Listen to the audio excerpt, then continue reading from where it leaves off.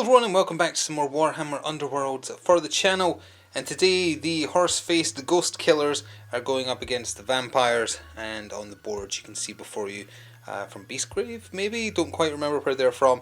Either way, using the objective tiles just from Deathguard because they're the ones that were to hand, but they function the same regardless. So let's just get this underway, take a look at both sides real quick and get started. So here are Drepur's Wraithkeepers, who we'll probably just call Wraithkeepers because that's easier to say. We have Grodrick the Lance right here. We have Sir Hackfell behind him there. We have the Patrician who's just beating his drum. He's the easiest one to identify, honestly. And then bottom right we have Viceroy Drepur himself. They will inspire if at the start of their activation there's an enemy fighter within 2 hexes of them. They inspire super easy. And they're all about murder. They're probably the most murder-focused warband available for the game, I think. So, they're looking for violence, but luckily, so are the vampires. And speaking of the vampires, here they are, specifically the Crimson Court being led by Prince Duval. To his side, we have Velis von Fane with her dual sabres. We have Anais Curseborn, he's the one with the wings. And at the back there, the large lad, is Gorath the Enforcer. They'll be starting with 1 hunger token. If they get too hungry, they start getting bloodthirsty, which gives them some boons and makes them vicious. If they manage to quell their hunger by getting a kill or using at least 1 card they have, they can inspire. If at the start of an action phase they have no hunger tokens on their card. And they actually get pretty good on their inspired sides from what I remember.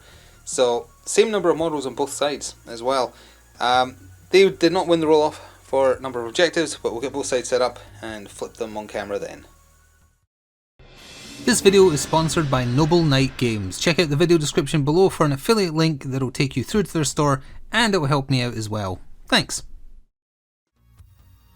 And after that brief word from our channel sponsor, we are all set up and good to go. And then for the purposes of you, the viewer, let's show you what objectives are where.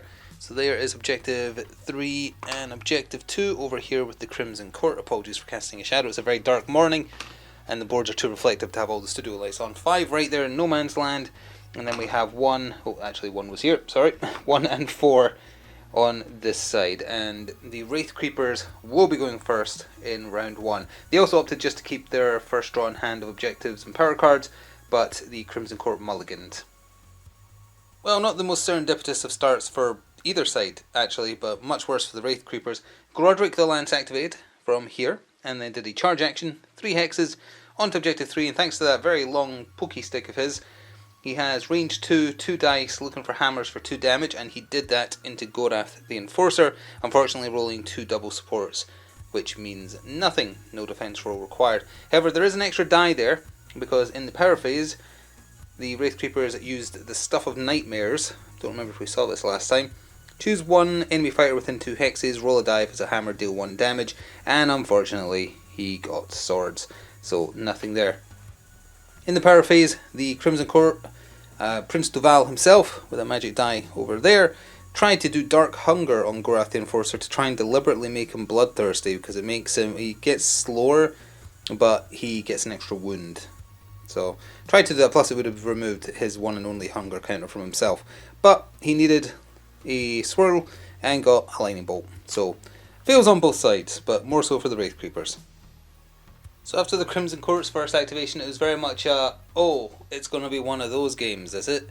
Type reactions, as Gorath the Enforcer wanted to go after Grodrick, did a charge to move a 1 hex move, followed by an attack action, 2 dice, also looking for hammers for also 2 damage, they have the same attack stat line, and rolled 2 single supports, doing absolutely nothing. Neither side played anything in the power phase. And in the power phase, Heartpiercer was put into play by the Wraithcreepers. You can only play it in the opponent's attack step, and it means in the next activation, which is theirs, the first range 2 attack action made by a friendly fighter in the next activation has Cleave, to try and have an extra chance at landing some damage. It's a fun picture as well, it looks so sinister. Forgot to show it because it was on the other end of the table, but after the enemy's power step, the Patrician can beat his drum, and it's called Death Beat. After an opponent's power step, choose 1 friendly fighter, push that fighter 1 hex towards the closest enemy. So Sir Hackfell was pushed 1 forwards towards Gorath, because that's the closest threat. The second activation for the Wraithcreepers was a bit more successful, with Viceroy Drepur himself doing a charge action to get onto the other side of Gorath from where he started over there, moving his 3 hexes, and also rolling 2 dice, looking for hammers for 2 damage. They have everything here has very similar stat lines. And this time, the single support that he rolled is a success, because he's being supported by Grodrick the Lance down there. So, because of Cleave as well, thanks to that power card, Gorath was looking for crits, or a crit rather, on his 1 defense die. He didn't get it, so he took 2 damage of his 5 health. His 4 health rather. He only has 5 if he goes bloodthirsty. So he's on half health, and that scored a card. It scored a Surge card, Piercing Blow, which is what they were setting up for there. There we go. Score was immediately after an activation in which a friendly fire's attack action with Cleave was successful. It was indeed. And that 1 glory is immediately being spent on the upgrade which just fell on the floor there. It is called Carrion Companion. It has to be equipped to Hackfill, so it is. After this fighter's attack action which takes an adjacent enemy fire out of action, gain 1 glory. It doesn't even get destroyed after doing that. So if Hackfill can start gathering up the kill shots, he generates them extra glory, and he's going to be moving into position after each one of the vampire's power steps. No, we're actually not done here, because in doing those actions, Drepur has accidentally made the Crimson Court score a card. They scored Spirited Attempt, which is basically unavoidable, but still, they were lucky to get it in that mulligan. Score was immediately after an enemy fighter's attack action that deals damage to a friendly fire, but doesn't take them out of action. So because Gorath survived, that is 1 glory. That 1 glory is being spent also to, somewhat ironically, give him Undying Evil, which is a fun upgrade, which gives him the following reaction. During an attack action that targets this fighter, before the deal damage step, if this fighter would be taken out of action, i.e. you've rolled the dice and it shows he's going to die, roll an additional die, a defense die, and if it's a shield, the combat sequence ends without killing him, but then it gets discarded. So it's essentially saving him from fatal damage once, but that alone is enough to kind of scupper the obvious setup that the Wraithcreepers were going for here with Hackfill getting given that upgrade. Second activation for the Crimson Court was Prince Duval himself doing a charge action going around the lethal hex. Their vampires move 4, so they're not hurting for movement anyway, and is attacking Grodrick the Lance. 3 dice Prince Duval's rolling, also looking for hammers though for 2 damage. He got a crit and a hammer, meaning that Grodrick couldn't protect against it even if he had rolled a crit, which he didn't. So he took 2 damage, and in doing that damage, Crimson Hounds has scored for another glory for the Crimson Court. Score was immediately after an activation in which a friendly fighter made an attack action that targeted an enemy fighter adjacent to 1 or more other friendly fighters. Word spaghetti, but still, with Gorath being alive in there, that was true. So that scored for 1 glory, which in the power phase was also spent on giving Gorath his Enforcer's Cloak. So he's just getting all the buffs, although this one is also a one-timer. It gives him a different reaction he can do. After an attack action that targets this fighter, place the this fighter in an empty hex adjacent to the attacker and then discard this card. So it gives him a teleport around someone who hits him 1 time. Well, Sir Hackfill did activate, and he did get moved forwards 1 hex after Duval's activation. Can't remember if that was mentioned on camera or not, but either way, he didn't go after Gorath because he'll survive even if it is fatal damage.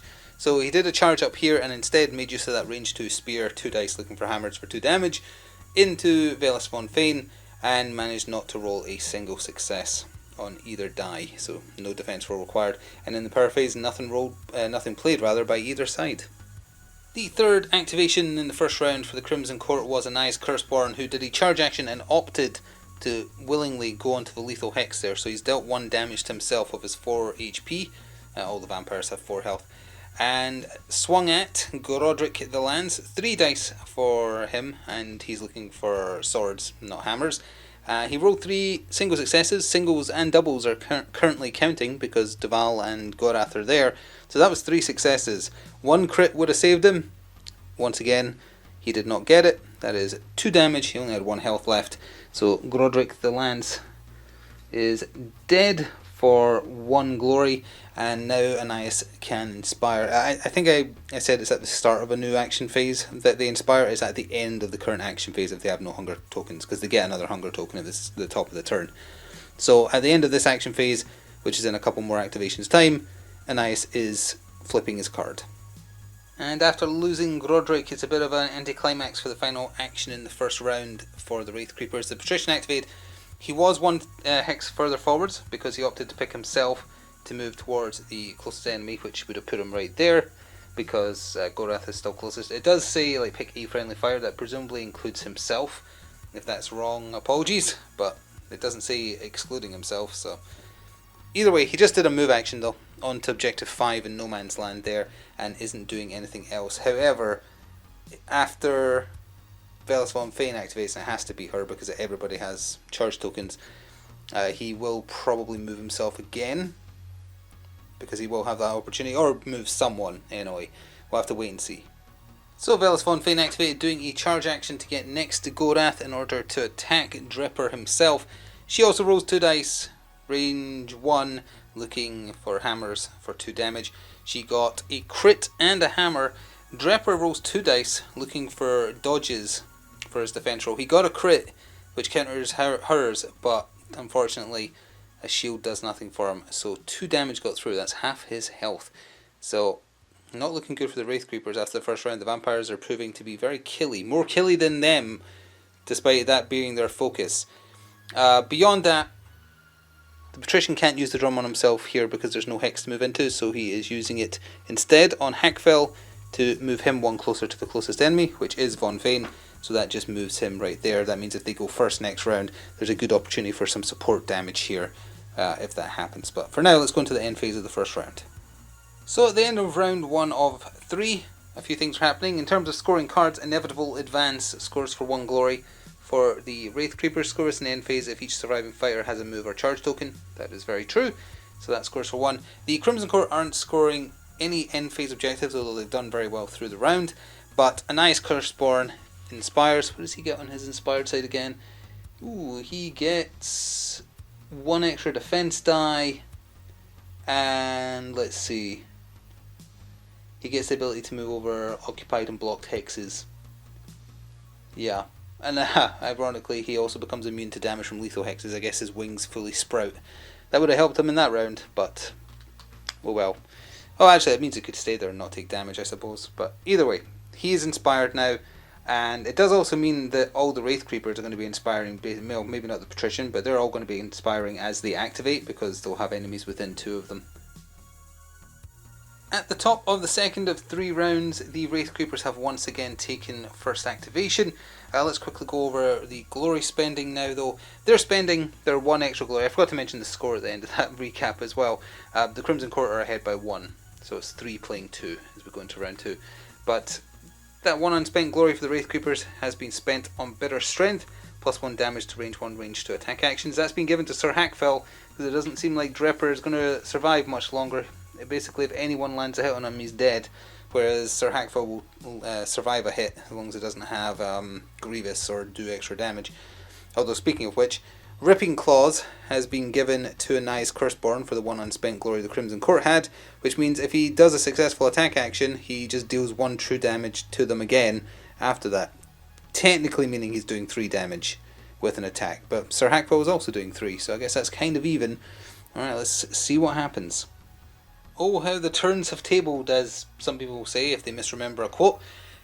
The Wraithcreepers activated Sir Hackfell going for broke to try and claw back something. He couldn't go after Gorath because of the free hit he's allowed to take, essentially. All Wraithcreepers have a passive called Intangible that lets them go through occupied hexes, blocked hexes, etc. And that is relevant for what happened. Hackfell, I mean, he could have went around, but it's important that he didn't. He went down through Velas von Fane, her hex, to this hex here to be adjacent to Anais Curseborn, and took a swing at him. Now, he had supports counting in his favour for defence rolls because Von Fane was right there. He rolled 2 just basic successes. Anais rolled 1 success and 1 miss, meaning that 3 damage gets through. The 2 damage base plus 1 for Bitter Strength, and that means thanks to the 1 damage he dealt himself by walking into that lethal hex, he is out of there. And not only is he out of there, that's 1 glory for the kill, 1 extra glory for the carrion companion because he killed an enemy adjacent to him. It's a 3rd glory for ethereal hunters. There we go. Score this immediately after an activation in which a friendly fighter made a charge action in which they moved through one or more blocked and or occupied hexes. So all of a sudden, they went from losing by 1 to winning by 2, and obviously that is an ice off the board. He didn't even get to use those claws or his inspired side, so pretty nasty. The vampire's luck continues to turn for the worse as the Crimson Court activate Gorath the Enforcer. He stayed still. He took a swing at Viceroy Drepur in the hopes of just getting that kill because he has 2 health left, supported by Ellis von Fane as well. He rolled a crit, nothing there because he was looking for hammers, but in his 2 defense dice, which he was looking for dodges on, the Viceroy also rolled a crit, so they cancel each other out for no damage, and he survives by the skin of his teeth. And speaking of the Viceroy, he was the second to activate for the Wraithcreepers, doing a charge action to get away from where he was in to deny Ellis von Fane her support from Gorath being there, and getting some support of his own from Hackfell being there. Not needing it, as it turns out, because he rolled 2 successes on his attack. She rolled a double support, which for her in her current situation it means nothing, so that is 2 of her 4 health gone, and then in the power phase, nothing from either side. Well, she won't let it rest. Ellis von Fane was up second for the Crimson Court, doing a charge action to come round here to avoid the support from Hackfell, and rolled 1 success on her 2 dice. She was looking for hammers, and he got 1 success. He's looking for dodges on his 2 defense dice, so he continues to hang in there, I'm sure to the anger of the Crimson Court. Third activation of the second round for the Wraithcreepers was the Patrician, because the other 2 had charge tokens, so he had to activate. Speaking of the other 2, they inspired for starting their activations within 2 of an enemy. Forgot to mention that on camera. Patrician wasn't. He was 3 away, so he's the only one not inspired of those still unliving for the Wraithcreepers. Anyway, he moved into position here to be surrounded by his friends, and then he just tried to bomb Gorath on the head with the thing he's beating his drum with. It's 3 dice looking for daggers for 1 whole damage. And would you believe it? He actually did get it through. But because it's not potentially fatal damage, because that only puts him at 3 of 4, it doesn't proc the Undying Evil upgrade, and he's opting not to use the other upgrade, I forgot what it's called, the Enforcer's Cloak, to teleport to a different square. He's fine where he is currently. Oh, and in the power phase, Fevered Beat was played. Play this only in your power step. Enemy fighter attack actions have the Looking for Daggers characteristic in the next activation. So whoever activates with the Crimson Court, their attack is now limited to needing those, which is the less common result. Although watch it come up, I'm sure it will. Let's see. Nope, to be fair, as it turns out, that was a very serendipitous moment to use the Fevered Beat. Prince Deval activated, charged his 4 hexes up here to, again, try and kill Drepur. No defense roll required, though, because normally he'd be looking for hammers, so normally that would be 3 successes. Actually, the double support, or the single support, is a success, actually, so he is going to have to roll a defense roll, but because that still counts, even if he was looking for daggers, which he is, thanks to that Fevered Beat. And, well, Drepur continues to refuse to die. So the final activation of the second round for the Wraithcreepers was Drepur himself. Options limited because all 3 of them have charge tokens. But he opted to swing into Ellis von Fane, getting 1 extra reroll thanks to Hunter's Glaive on his inspired side. 3 dice looking for hammers for 2 damage. He only got the 1 success, which he has blocked. That means it's a failed attack action though, so we're not done yet because a Methodical Attacks is being played in the power step, or rather as a reaction. Play this after an activation in which a friendly fighter made a failed attack action. He did. This fighter makes an attack action. I believe the failed condition is just it did no damage, because there was 1 success but the attack itself failed, so we're just going to re-roll it live and see if he gets it. And he got a crit.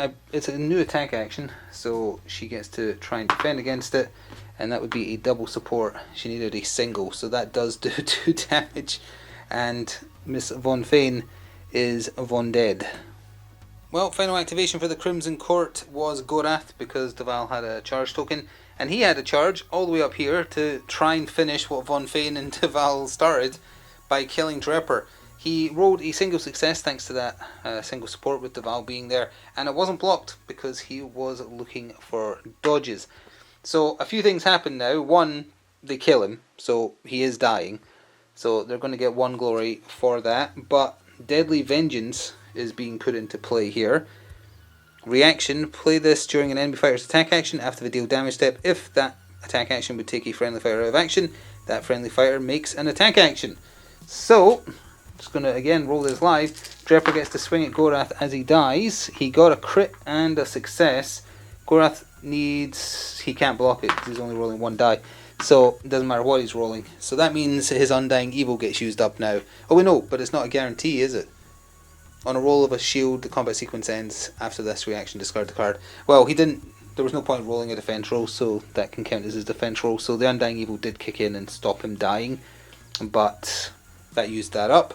And in the power phase, the Patrician is moving Hackfell one closer to the closest enemy, right there. So as we go into the end phase of the second round, Gorath inspires when the action phase ends because he cleared his hunger for getting that kill. I guess he ate the Horse Ghost, if that's a thing. In the end phase, both sides are scoring.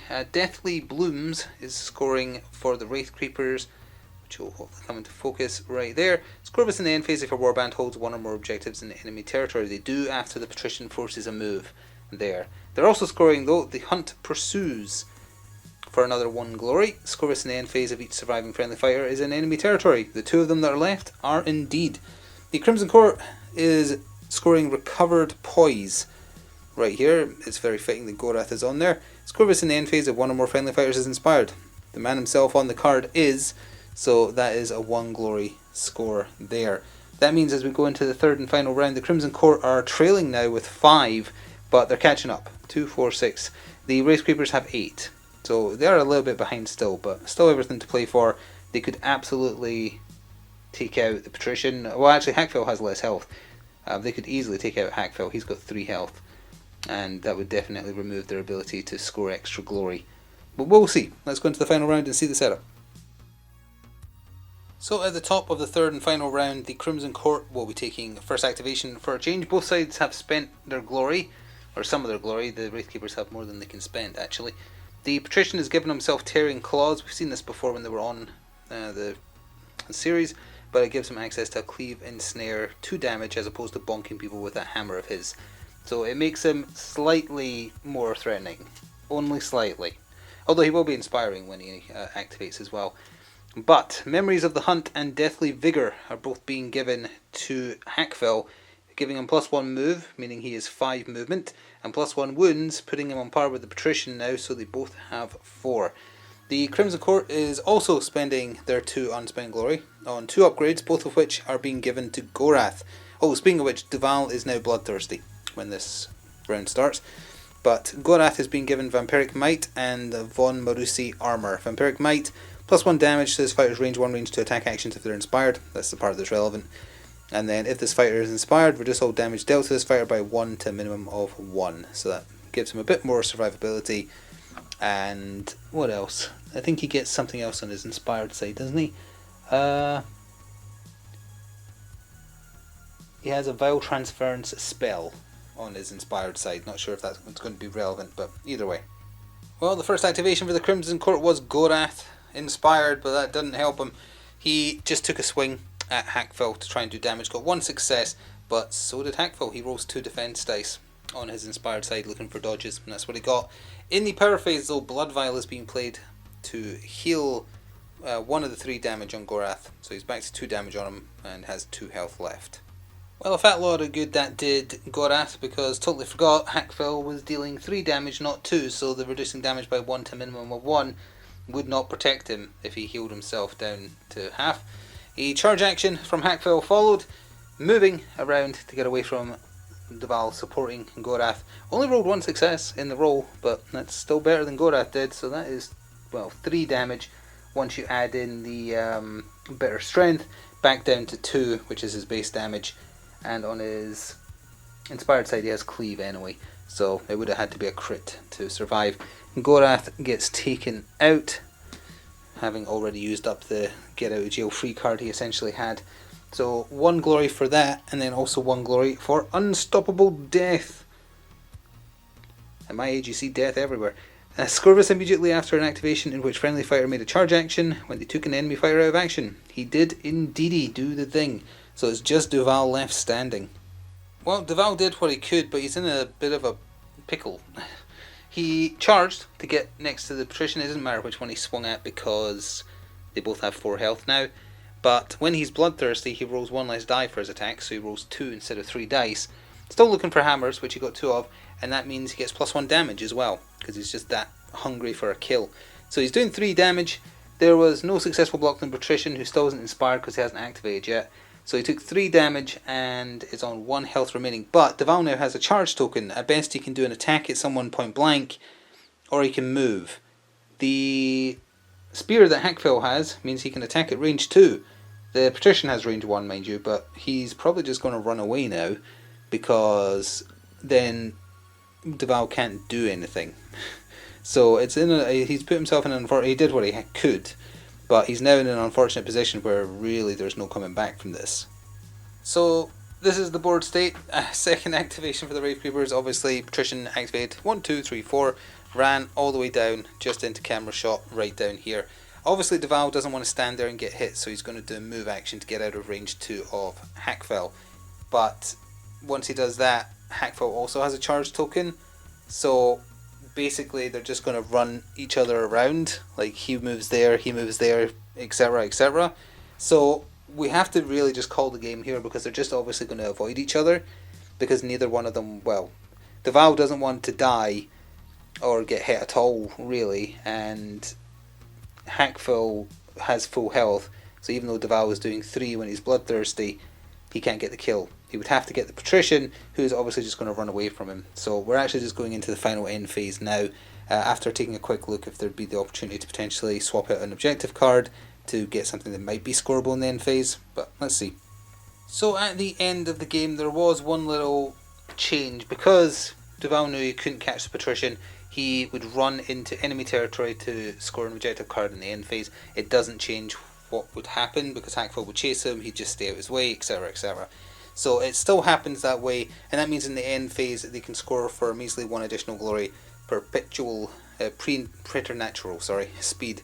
Score was after an activation actually, so he would have scored after 1 move if each surviving friendly fighter is in enemy territory. So that would have scored them 1. If they'd managed to kill 1 more, they would have got 1 glory for that, plus a card worth 2 for another swing of 3, but even that would not be enough, just based on how much glory the Wraithkeepers already have. But they're also scoring Scythed down for an additional 2. Scoreless in the end phase if 3 or more enemy fighters are out of action. Exactly 3 are, so that is 2 more. If they had managed to kill Deval as well, they would have scored an additional 4. The other 2 cards they had would have scored, plus the 1 for killing him, so they would have got another swing of 5 points. As it stands though, the Wraithcreepers have 2, 4, 6, 8, 10, 12, playing 2, 4, 6. So double the score of the Crimson Court there, leading to a decisive victory. Well, it was looking good for the vampires early on, but what can you do to horse murder ghosts? I don't know. It's weird that some of their objective cards have them talking. Like this one has a quote from Sir Hackfell. I can't imagine a horse-faced murder ghost with a big glaive just like talking in an English accent.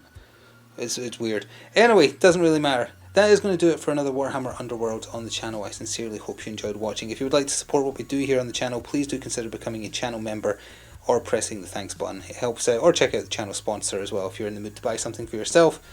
If you do it via the affiliate link, I will be compensated. Helps out, keeps the lights on, and keeps this possible at the rate at which content is currently produced, or even better maybe.